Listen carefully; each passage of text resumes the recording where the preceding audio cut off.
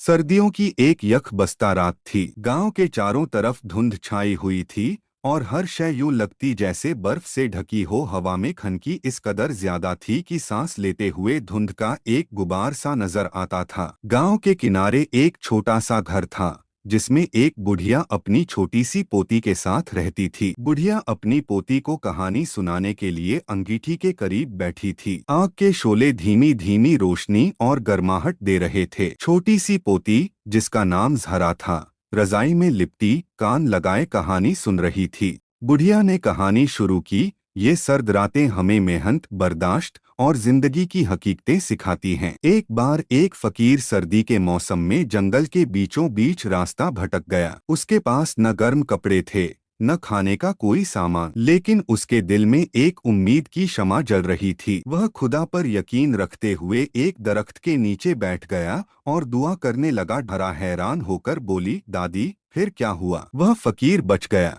बुढ़िया मुस्कुराई और कहने लगी, हाँ बेटी, खुदा ने उसकी दुआ सुनी। एक शिकारी वहां से गुजरा और फकीर को देखकर अपने घर ले गया। उसे खाने को दिया, गर्म कपड़े दिए और उसका ख्याल रखा। फकीर ने खुदा का शुक्र अदा किया और अपनी दुआ का असर देखा। कहानी सुनकर जहरा ने कहा, दादी, इस कहानी से ये सबक मिलता है कि हमें कभी हिम्मत नहीं हारनी चाहिए। खुदा हमेशा मदद करता है। बुढ़िया ने जहरा के सर पर हाथ फेरते हुए कहा, बिल्कुल ठीक कहा बेटी। सर्दियां हमें ये भी सिखाती हैं कि गर्म दिल और नेक नियति से हम दूसरों की जिंदगी में खुशी ला सकते हैं, जैसे उस शिकारी ने फकीर की मदद की। इस बात पर जहरा मुस्कुराई और अपनी दादी से लिपट गई। दोनों ने आग के पास बैठकर बाकी रात कहानियां सुनने और सर्दी की शिद्दत को भुलाने में गुजार दी। बाहर धुंध छाई रही, लेकिन अंदर मोहब्बत और गर्माहट का माहौल था।